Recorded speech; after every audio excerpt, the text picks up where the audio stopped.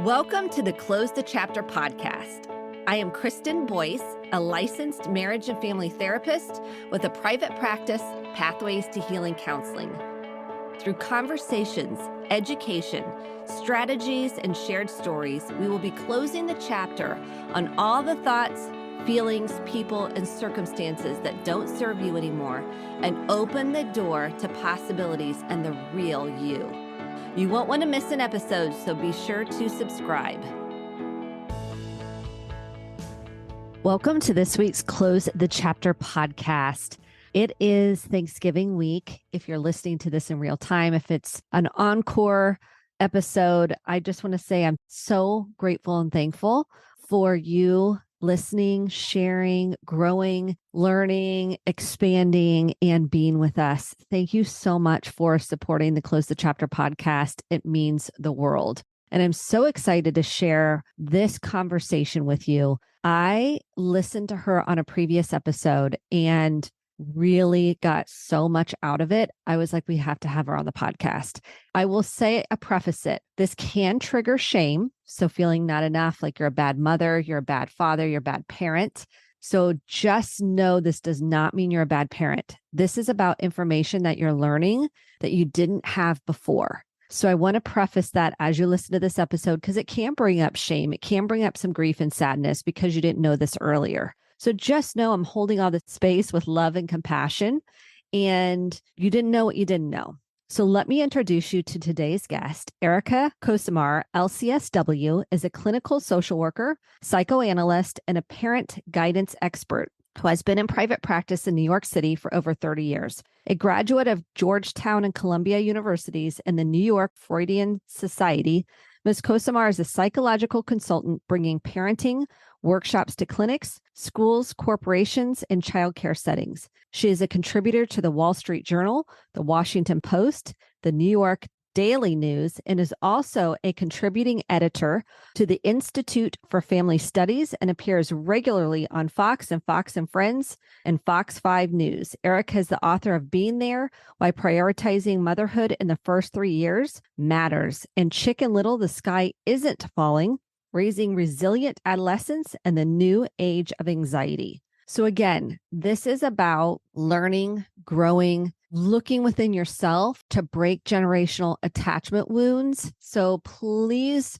listen to the whole entire episode. Share this with friends, spouses, partners, anybody pregnant, wants to be a parent. I think everybody needs to hear this because it's rooted in research. And again, hold a compassionate space. If shame does come up, take a pause, take a breath. Try to pour love on that shame because we know compassion is the antidote to shame. And it's like a healing balm. And it's hard to do when we feel so much shame and grief. And just know with the shame, if we move down and tap into what's really underneath, it's so much sadness and grief. And that's okay to have. So I encourage you to get the journal at Kristen D. Boyce, KristenDBoice.com/free resources to help you process what you're feeling and give you tools to cope with it. If this is helpful, share it on social at Kristen D. Boyce on Instagram and Kristen Boyce on TikTok. Just still learning my sea legs there. And then Facebook, Kristen D. Boyce. So without further ado, here is my important, life-changing conversation with Erica. Welcome to the Close the Chapter podcast. I am so excited about my guest. As I said in the intro, this is such a pivotal, important conversation. And if it brings up shame, I want to reiterate this because for a lot of people, they can go, I'm a bad parent, I'm a bad person, and they can start feeling bad about themselves. And it can take them down the rabbit hole of shame. And so I want to hold a tender place inside with compassion. Because what we don't know, we didn't know. And now you'll know some different information that can bring up some sadness too. So Erica, thank you so much for being on the podcast. Thank you for having me. Yes. So I thought we'd jump in because I read your Being There book, which is, I think, a pivotal book in understanding attachment work with John Bowlby and kind of the foundational elements of attachment. And you're really the foundation of your book. Can you share with the audience a little bit about that theory and then how it sparked your inspiration to write your book? So Attachment security is at the root of mental health for everyone. So in the first 3 years, it's what we call a critical period of brain development. And children are born neurologically fragile. They're not born resilient in any way. And what that essentially means is that they need to feel safe in a world that feels unsafe to them. They need to feel secure. And that first 3 year period, their environment is critical to that security. And the environment is their primary attachment figure, usually their mother. And so mothers play a unique biological role in that first 3 year period, which is that they make children feel safe and secure. They regulate their emotions. Every time you soothe the baby who's in distress, you're regulating their emotions and keeping them from going too high and too low, which is, again, the foundation for mental health. And they buffer them from stress because our brains are not supposed to be exposed to a great deal of stress until after the age of 3. So incrementally, we're exposed to stress in the first 3 years, but most parts of the world, babies are born on their mother's bodies, and they're really buffered from stress for the most part in the first year. And then the next 2 years are within either physical touch or eye reach of their mothers. And so that makes them feel as if they're secure, if they're safe in the world, that their environment is predictable and constant and loving and nurturing and sensitive, empathic and safe. And so that's the foundation for emotional security. If we don't have emotional security, we develop something usually called an attachment disorder. And what we know is that if a child has an attachment disorder in the first 12 months, they generally have it 20 years later, and it leads to things like anxiety, depression, and personality disorders. So it's a very important piece of a puzzle of this mental health crisis that we really don't talk about, don't understand, have kind of lost instinctual knowledge about. I'm so glad that you're putting this out into the world. I can't even tell you how pivotal it is. I was listening to one of your talks, and what sparked something in me, because I've studied attachment as a licensed marriage and family therapist, there was something that got brought up in me. And I thought, ooh, this is good. You had talked about that separation from a mother and how that impacts the child. Can you talk a little bit more about that? Attachment security is very important for children, and so is separation eventually. And you could say from the moment children are born, they're separating in little increments. Every time a baby looks away from a mother who's caring for them and looks at the light, I mean, it's a sort of declaration of independence. They throw food off their high chair. It's a declaration of it. I mean, there's always little bits of separation, but the idea is that we're meant to practice it in the presence of our attachment objects. So we're meant to be around the person that makes us feel secure, to practice exploring the world and exploring independence, right? And so what's happened in our culture is that we have pushed women to go out into the work world very early after they have children, telling them that it's more meaningful work, telling them that material security is more important than emotional security. I mean, the messages of society are very much about mothering is not valuable work. You go to a cocktail party, and if you're a full-time mom and somebody says, what do? You say, I'm raising my 3 beautiful children. That person will often turn around and talk to somebody else. So our culture is very screwed up when it comes to what's really valuable. And as a result, women don't stay at home with their children for a variety of reasons, some of which are financial, but a lot of which has to do with feeling valuable. So the idea is that children need to be within eye shot or earshot or touch of their mothers as they're starting to explore their independence and start to explore the world, right? And take risks. And what that does is it layers on top. Security layered on top of security means when they turn 3, they can internalize that feeling that their mother, their secure attachment figure, their mother is with them all the time, even when they're alone, even when they're out in the world. It's sort of what we call your internal mother. You can summon up her voice to soothe you whenever you need soothing because you've internalized that voice. Until about 3, we don't internalize that voice. And so that's another misunderstanding. Somehow women say, oh, I breastfed for 6 weeks or breastfed for 3 months and my baby's all securely touched. I'm like, no. I say you bonded with your baby and that's wonderful. But it's the repetition, repeat for 3 years that really forms the foundation of attachment security. I think that's so important because I knew about attachment and here I am. And I was like, I'm going to stay at home till the developmental years. And then some of the moms were like, well, let's do like a parent's day out. And so about 2, I did a parents' day out and I was sick to my stomach. I was sick. And that was my instinct. And you said this is what got me. You're like, those are the things that we are almost detaching from or kind of pushing, repressing. I had that. It just brought up so many emotions. I was like, that validated. I didn't want to do that. And I went against what I wanted to do. And that's so key.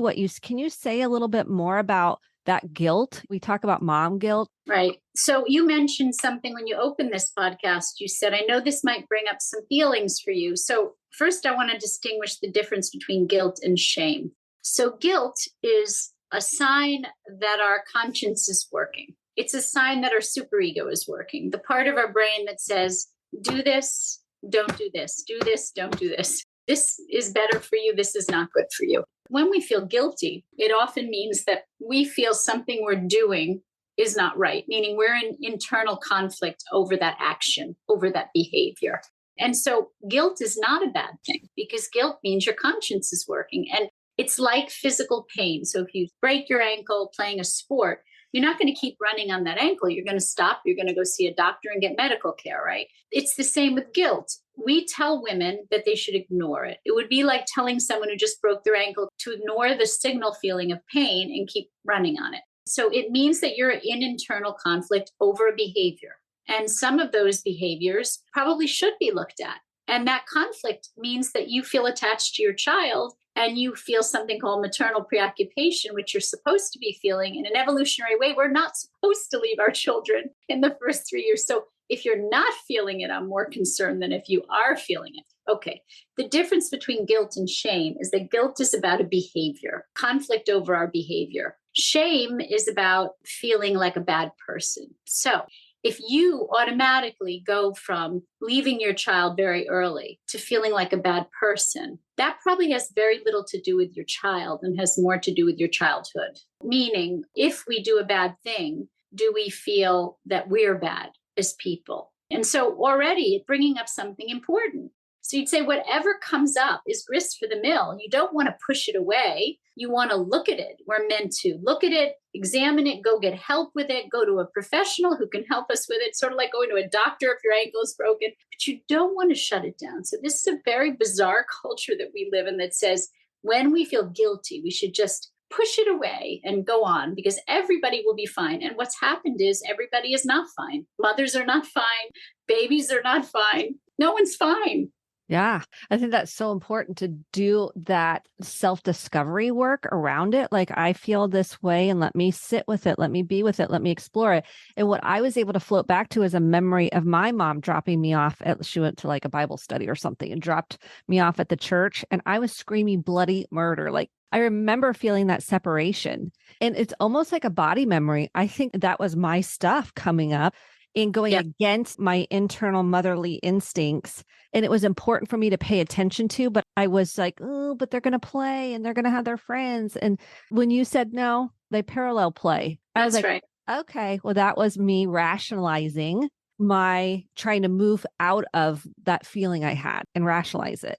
Again, I think that's a societal message too, that they tell women. Society tells women that they should get their children into daycare at an early age or get them into group environments because it's good for the children. And it's not good for the children. So what's interesting is we focus on mothers' needs. And the truth is that it may be good for you to go to a play group because as a mother, you need company because we shouldn't be isolated when we're raising children.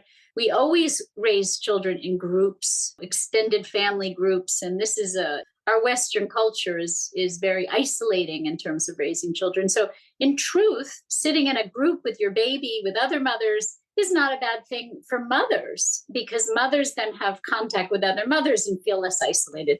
But it's not for the children. The children get nothing out of it with their infants, and they get nothing out of it when they're under the age of 3, other than going towards 3, they're starting to recognize another person is in the room. Otherwise, they're just doing parallel play. And what they really need is you. They need your presence, you as their security, you as their feeling of safety. They don't need a bunch of other children there. They do want to sit on the floor and have floor time, playtime with you. They don't care about the other kids. So it's sort of, again, I don't want to sort of throw it all on society giving bad messaging, but I sort of want to say this is a very common thing I hear from mothers when they come to me and say, well, I heard it's good for my children who are like 1 and 2 to be in group environments for socialization. I'm like, no, I'm like, they don't need it. They don't want it. It overstimulates them. It overwhelms them often. If you're there with them, so they can come and get a hug and go back out and explore, that's fine, as long as it's not too big a group. But a drop off when they're under 3 is not for children. And it's so important that you're saying this, because what we see in like an avoidant attachment will be a child. They're like, well, they're good. Look, they're doing great at drop off. They didn't even get upset. You'll hear this. Right. So they're having fun. Like it's almost like that non-reaction is almost like rewarded in a way. Does that make sense? Again, more societal messaging. So society says that children who don't react to separation are healthier. And that's a myth, because you actually want your child to react. Just like when a mother says to me, I feel guilty, I'm like, good, because that means something's working in you. You're attached to your child. If you didn't feel guilty, I'd be worried about you. If a child doesn't react at all, that child has an attachment disorder, because you're their security. They're meant to be the center of your universe, and you are the center of their universe. So in what world do you see a child under the age of 3 not caring if the center of their universe leaves them in a drop-off class? So already we say this child has developed pathological defenses. So think about an attachment disorder, at least an avoidant or an ambivalent attachment disorder, as strategies that children use to cope with loss.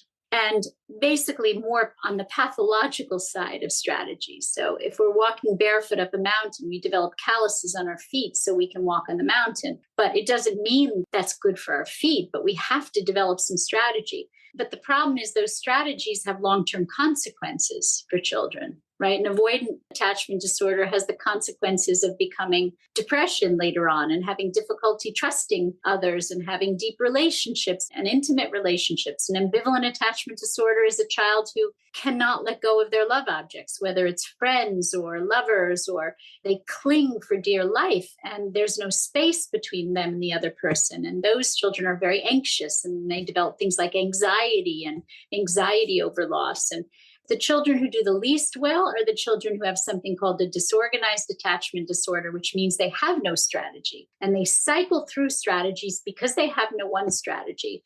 1 minute they're clinging, the next minute they're looking away, and the next minute they're slapping you and saying they hate you and running away. So the concept is these children, often it leads to things like borderline personality disorders. And those are the kids that we're seeing that are cutting themselves and trying to commit suicide. And so we have a problem. Societal messaging is really bad and it's unhealthy.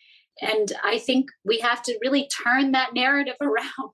Yeah, I agree. And this can bring up a lot of feelings for people listening. Like they can get angry. They can feel like, what about my career? And what about what I want to do? And what do you say to that when maybe someone's having those feelings come up? So the thing is that you can do everything in life as a woman, but you can't do it all at the same time. In being there, I interviewed a bunch of women, including Nita Lowey, who is she was one of the longest standing members of Congress, who had, I think she had 5 children, 4 children, 5 children, I can't remember. And she didn't start her career until she was in her mid-40s in Congress. She was a mom. She was on PTA. She was a full-time mom. And she said to me when I interviewed her that she wished she had stayed home a little longer because one of her children. And so the concept is we have very long lives. The fact that we feel in a rush to get to like the end when we have our whole lives to determine, first of all, having children gives you skills that otherwise you may not have. It gives you confidence in certain areas that otherwise not build. And it directs you in a different direction. So what you may choose as a career when you're 21 may not actually be who you are when you're 30 or 35 or 40 after you've had children. So I think the concept being, I think women are really afraid. They're afraid that if they don't eat that piece of chocolate cake right this instant, they're never going to get another piece of chocolate cake. It's sort of a scarcity mentality. Again, I do blame the culture for that as well, a little bit, that We've told young women at a young age that they must go out to work and stay out at work for the benefit of themselves and society. And there's nothing more important than bringing home the bacon and having a successful career. And what we don't tell them is, of course, you can have a successful career. And of course, meaningful work outside the home is important, but it certainly doesn't trump raising healthy children. And the only thing that I can say is I've never met a parent who would tell you differently, that a parent is only as happy as their least happy child. And so it's very short-sighted and impulsive of women to say it's about me. Because in the end, Penelope Leach said it better than me. She was in English. I don't know if you remember Penelope Leach. She was an English developmental. She was an author, and she wrote books on child rearing, and mostly in the 70s and the 80s. But she said, look, anybody can have a child. Most people can have children. But if you don't want to care for your own children, don't have children, because it really screws them up. And to that point, would you say if your child has an attachment disorder, typically the mother has an attachment? And I hate blaming the mom, but the mom is the one that's Well, no, but it's not blaming the mom. It's understanding the mom. Yeah. To say that if you understand that mothers who have attachment disorders generationally pass down to their children those attachment disorders unless they get help and they interrupt the cycle of pathology in their families. So one can enter at any point and interrupt that cycle. But no, it's called neurotic repetition, where we pass down to our children what was done to us. So these mothers are victims too. So if we want to say that these children are victims of mothers with attachment disorders, their mothers were victims of being attachment disordered children from their mothers. Yes, that's why I'm so passionate about the work I do, because it's all moving towards secure attachment within each soul I work with. What about the dads? How important is it to look at their attachment? So dads are critical for children as well, but they're not fungible or interchangeable with mothers. They're different than mothers. And this is all part of these are societal messages, right? Gender equality means that we're exactly the same and we're interchangeable and we're fungible. And it's just not true. It's a load of bunk. Mothers and fathers are both critical for the rearing of children. They have different functions that they serve based on the hormonal attachment to their nurturing behaviors. What does that mean? That their hormones, which are different in men and women, are nurturing hormones, affect their behaviors differently. So there's a hormone called oxytocin, which mothers produce in large quantities when they give birth, when they breastfeed, when they care for their young. And that hormone, which we call the love hormone, makes their behavior more sensitive, empathic, and nurturing. What that means is when the baby cries, the mother is more attuned to the baby's cries. But this is only in a healthy mother. This is not in every mother, because if a mother has been neglected or deprived of that sensitive, empathic nurturing from her mother, then she may have developed an attachment disorder and may not respond to the oxytocin in the same way. She may resent her baby. She may feel self-focused and say, what about me? And this baby is a pain in the neck and I can't. There's a website, I think it's called Scary Mommy, where you actually see some pretty you hear some very sad things from mothers who have been really damaged by their own mothers. The way I say it is mothers who are victims of their own mother's neglect and abuse are then passing that down to their children, right? If you have a mother who says, I hated breastfeeding, I hated carrying that child, I hate mothering, it's the worst thing. Parasites, they call them. And you look at this website and you go, oh my gosh, there's so much pathology in the world. And a lot of it's around mothering. How do I say it? As a society, we're really screwed when as mothers, we have been damaged so badly that we don't enjoy one of the most enjoyable kind of connections between us and our children. That's really a kind of sad statement about where society is going. Yes. And I'm wondering too, even if someone is staying at home, but they're on their phone, they're on their computer, they're really disengaged, because I see this all the time. The mom or the dad's on the phone and the baby's trying to get their attention. And the parent is completely immersed in the technology. And I'm thinking this is playing out in attachment wounds because we're not responding to the child. So even if you're at home and you're doing other things and the baby's trying to get your attention, that still can result in an attachment wound. Yeah, absolutely. That distractibility it can be depression. It can be an avoidant behavior. It definitely is a dissociation. So you're dissociating in the presence of your baby. I mean, we all dissociate for a second. We might look away and look out the window for a second, but we come back to our babies, right? Nobody's perfect and we're not meant to be, but that's a dissociative behavior. So women who dissociate, or men, I mean, I didn't get to say what fathers, because you asked me a question about fathers. I just want to finish that answer, which is that fathers have a different nurturing behavior, which is related to oxytocin. So if fathers stay home with babies, they produce a little bit more oxytocin than they normally would, because remember, they're not giving birth, they're not breastfeeding, but it makes them more playful tactile stimulators. They throw the baby up in the air, they tickle the baby, they chase the baby around.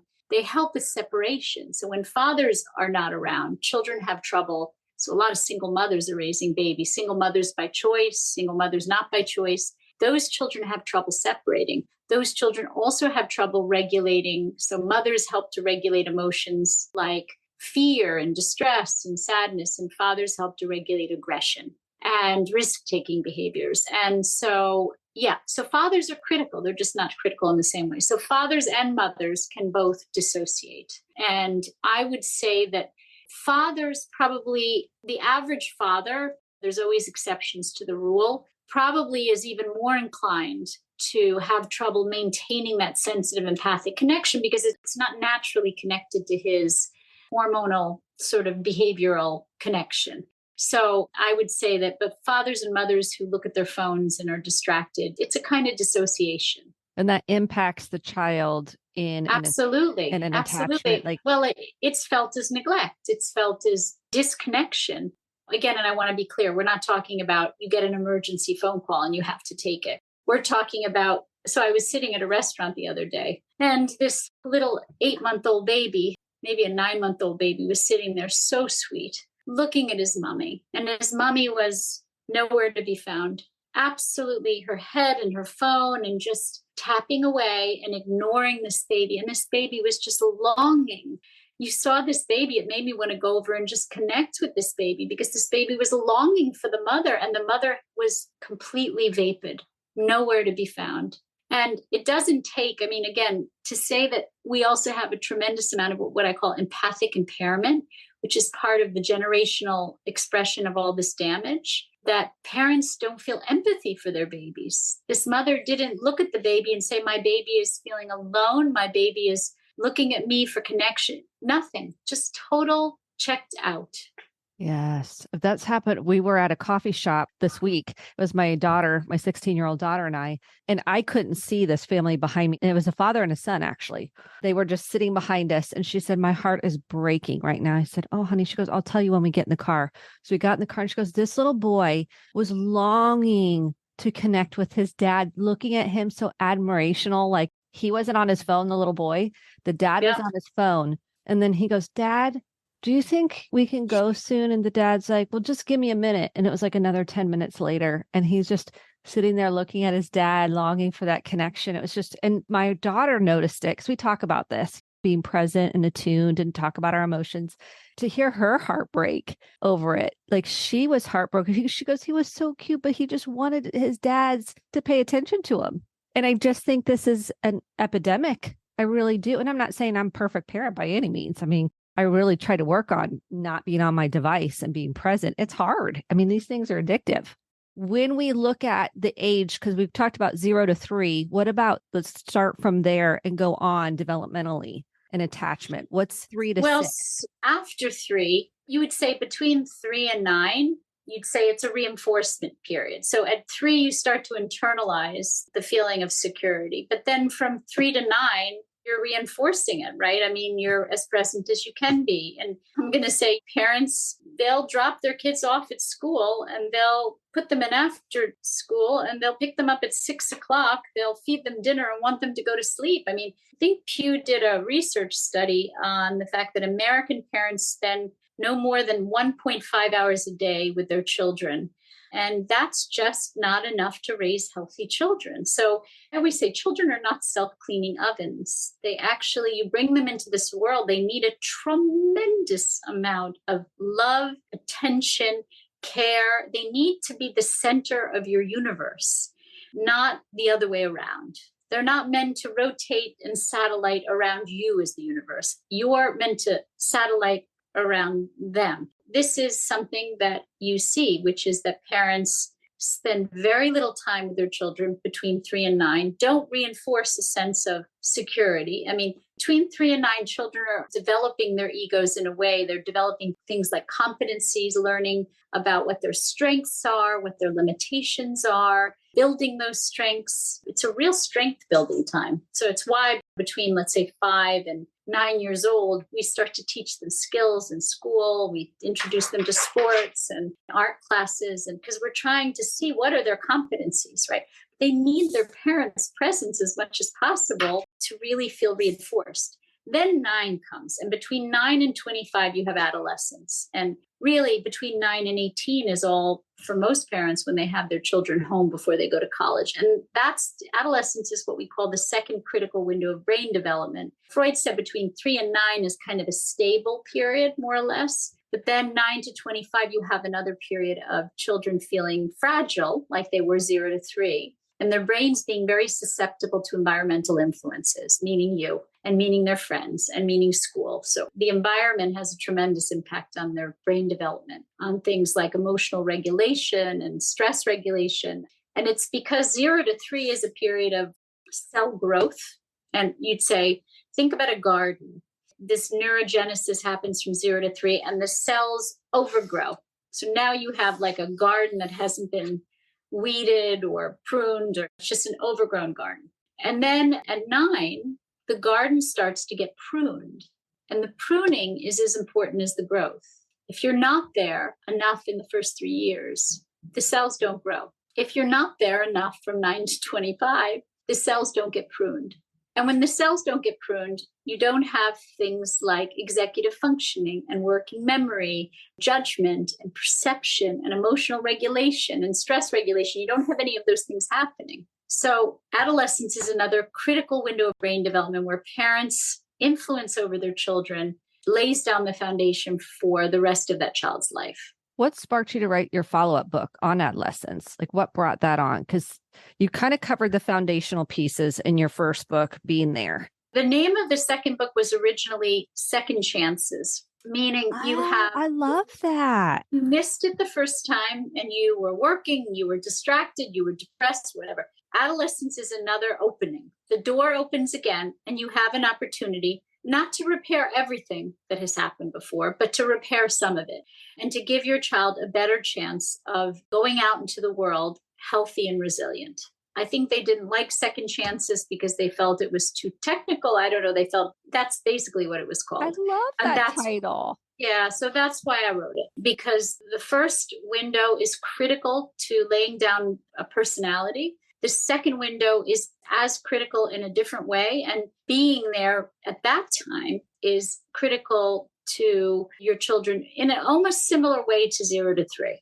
Yes. Okay. So let's say someone says, well, I messed up. I wasn't there and I have a challenging time listening and being present. And I'm really struggling with that. And I want to take the first step to repairing this. What would be your first step for somebody that says, I really want to do this? Well, get help because you can't do it on your own. Let's say that attachment disorders don't form. They form because there wasn't anybody on the other end who was healthy. So you could say that going to get help is finding someone who's healthy where you can learn how to regulate your emotions as a parent, because you can't raise children who are healthy and who can regulate their emotions if you never learn to regulate your own. You can't raise children who seek healthy relationships if you yourself had an avoidant attachment disorder and didn't make good choices. You can't raise children who are less anxious if you haven't dealt with your own anxiety. So I always say that you have to take care of yourself first before you can raise healthy children, right? So if you've avoided it all these years, or you kind of eked sort of out an existence where you never had to deal with your own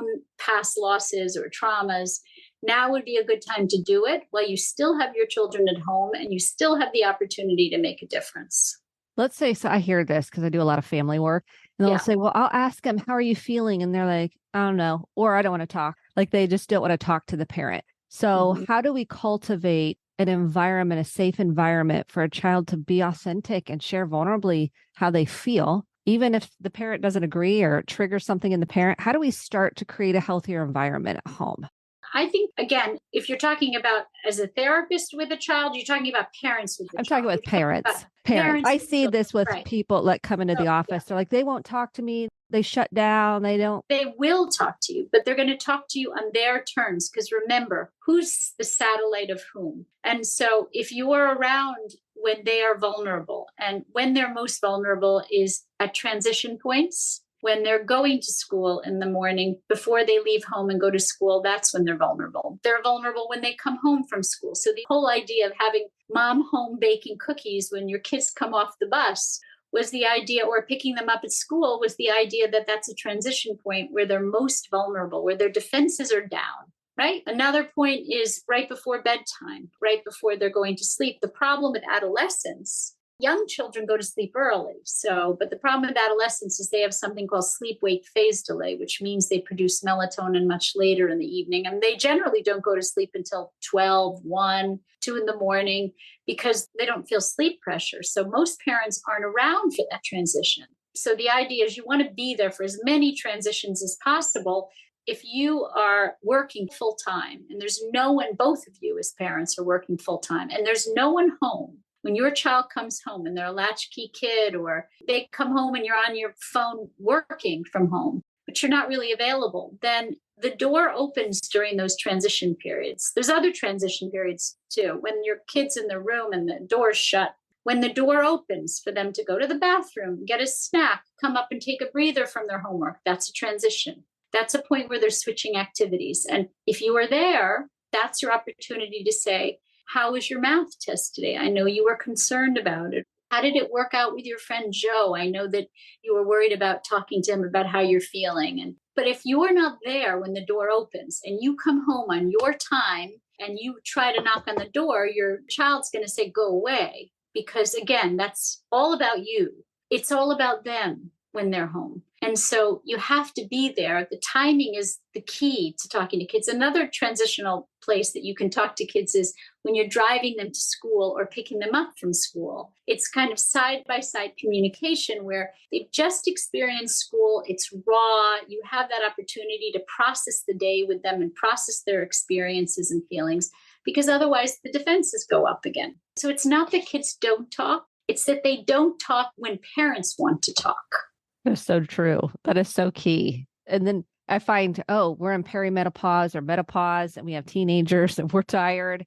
Our cycles sometimes don't sync up. Like we want to go to bed early. They want to talk to us at night. We're like, we're so tired. And so it's really regulating yourself so you can have the energy to talk to them when they want to talk to you. It can be tough. So as teenagers get to be teenagers, if you get out of work at 2 and you're there when they come home at 3:15 or 3:30, or you pick them up at school, then you have that transition. Maybe you have the transition in the morning, and maybe you can stay up till 2 in the morning, but you can't be absent for all of those transitions. That's when their defenses are down. That's when they're going to talk to you. Do you get a lot of pushback for this? Like, what's this been like for you? I'm curious because these are, for folks, this can be very triggering and activating. Has this been tough on you, really putting this work out? It was in the very beginning when I wrote Being There. It wasn't because I did it knowing what I was getting myself into. If you have realistic expectations, then it doesn't really impact you in that way. I mean, I suppose in the very beginning, all of the reviews for the book were great. There were some very far to the left liberal views that were sort of, they politicized the book and they said, oh, she's an anti-feminist. And I said, how could I be an anti-feminist? I'm a woman and I work. How is that I'm an anti-feminist? They call me a misogynist. I said, how can I be a misogynist? I'm a woman. I love women. What is it? But I love children. And so this is for children. We're doing this for children. We have children for children, not for us. We don't do it for us, or we shouldn't do it for us. We should be doing it for them. So in the beginning, it was a little bit of a shock to see the reaction. And then I got used to it. And then like anything, it just doesn't bother me. Because do you think there's more attachment wounds now than there were before? Do we have any research on kind of over the years? Absolutely. Yes. Oh, absolutely. The longitudinal studies show that the attachment disorders have increased tenfold. And we know that the mental health issues have increased tenfold, meaning mental illness is on the rise in adolescents and children and adults. We know that adolescents and children turn into adults. If you're mentally ill when you're young, you generally carry that mental illness into your adulthood unless you interrupt the cycle somewhere along the line, which is why it's good to get your children and adolescents help before they become adults so they can break the cycle. I think a lot of parents don't get help for their children because, one, it's hard. It's hard in America to find the proper help and find help that's affordable. There's another reason that we don't talk about, which is that parents don't want to look or take responsibility for what's happening to their children. And so they're so afraid of bringing their children in because they either feel guilty or they feel shame or they feel worried that therapist is going to feel badly about them. And so they deny their children access to something that could really help their children. Yes, I find that to be true in my group practice where the parents are like, they don't want to come to therapy. We're like, well, we need you a part of the process because we all have stuff. Have you had to do your own healing work as you were even working on your books? So I'm a psychoanalyst. So we're in analysis for a long time. So the way I think about it is I always say to people that well-trained therapists had to be in years of their own treatment. You should always ask your therapist, including your psychiatrist, how many years of treatment they have been in. And that sounds like a strange question to ask, but it is not a given. If you go to a psychiatrist, many of them have never been in therapy. If you go to a therapist, a psychologist, a social worker, many of them have never been in their own treatment. So when we go to what's called postgraduate training, after getting a social work degree, a psychology degree, or a medical degree, that's the great equalizer. And when we go into postgraduate training to become talk therapists, we're required to be in therapy ourselves. And in my case, analysis is a very in-depth process of really looking at one's character and one's defenses. And it lasts for many, many, many years. So I have 12 years of treatment under my belt. And I think it's really important that people ask, have you been in treatment? How many years were you in treatment? What are your credentials? These are the things you never ask after the first session, but you should feel free to ask in the first session. And the one thing I can tell you is people mistake a medical degree with better training. Most psychiatrists have never been in therapy themselves. And many of them, I'm going to say this, many of them have no experience with talk therapy. Some of them are addicted to medication themselves. And they use medication to cut the grass. They cut the grass. That means we'll just cut the symptoms and not deal with anything deeper. Let's not talk about the deep, meaningful motivations and roots of these mental illness. We're just going to make sure you don't feel distress. And so people think I'm taking my child to a psychiatrist. I've never known anybody to take a child to a psychiatrist or an adolescent to a psychiatrist where that psychiatrist did not give medication instead of saying, no, you know what? This child doesn't need medication. This child needs talk therapy. You're always going to get medication unless a child is severely depressed or is having severe panic attacks or is suicidal. A child does not need a psychiatrist. A child needs a play therapist when they're younger, a talk therapist who's feelings oriented, what we call psychodynamic, not CBT or DBT. And DBT was designed for borderline personality disorders. If your child has a borderline personality disorder, DBT can be very helpful. CBT is for nonverbal children. Many children are verbal or can express themselves through art, through play. So don't run to these quick fix solutions or don't run to cutting the grass. Try really to bring your child to someone who's going to sit down and really look at all the underlying psychosocial stressors, the relationship in the family with your child, and really help you to understand why your child is under stress and what they're reacting to. Yes, I agree. You have a way of being so direct that I really appreciate and I think is very rare. Do you see that within yourself? Like you can say it without this fear of, you've done so much work, I can feel it, that you don't have the fear come up of what are people going to say and are they going to judge me? You're just saying it because you believe. I can feel that. You're passionate because you know the truth of if someone works on this, we can change generations. Well, maybe I'm old.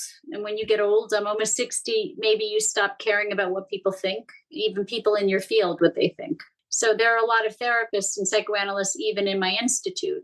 I would say it's pretty split. We say, oh, we don't want to make women feel badly. We want to.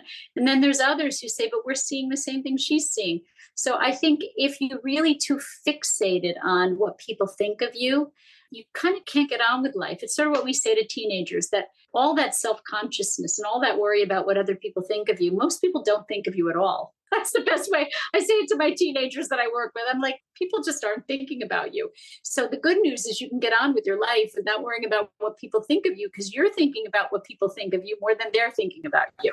That's so true. But we really think, because we're like, they're saying this and this about me. And like, you know what? They're more worried about themselves than they are you. What do you think is the biggest takeaway from your work? Like, what do you feel like you really want to get out there that is the most important takeaway for someone listening to this podcast? More is more. The more emotionally and physically present you can be for your children in those two critical windows of brain development, but really throughout childhood, the better the chance your child's going to be mentally healthy in the future. Yeah. Thank you so much for your work. Where can someone find you if they want more information? They want to get your books. They're like, this is really life-changing for me. Where can they go? www.komisar, KOMISAR.com. And you can get links to the books there, and you can see articles and speeches I've given, and you can make appointments and all that. Lots of information there. I've been perusing it. Lots of helpful information. Please go to Erica's site, get the help, start on this healing journey so you can change generations. So thank you so much for your heart, your hard work, and your just putting what you are out in the world. I so appreciate what you're doing. Thank you for having me on today. Thank you. Thank you so much for listening to the Close the Chapter podcast. My hope is that you took home some actionable steps along with motivation, inspiration, and hope for making sustainable change in your life. If you enjoyed this episode, click the subscribe button to be sure to get the updated episodes every week, and share with a friend or a family member. For more information about how to get connected, visit Kristen, Kristen, Boyce, BOICE.com. Thanks, and have a great day.